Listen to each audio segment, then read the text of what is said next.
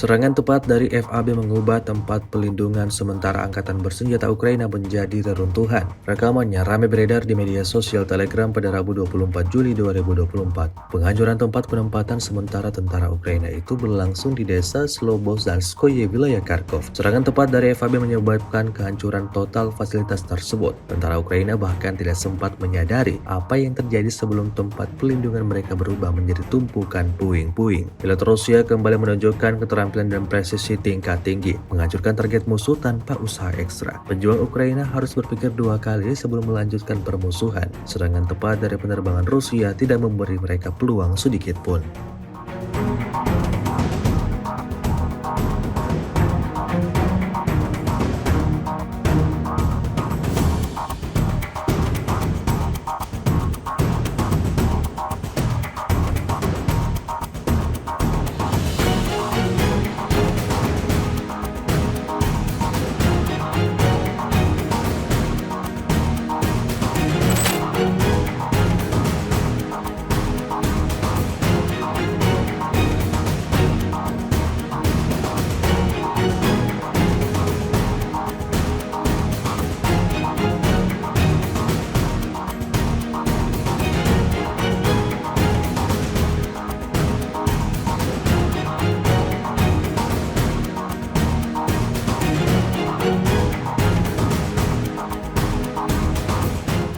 Download Tribun X sekarang, menghadirkan lokal menjadi Indonesia.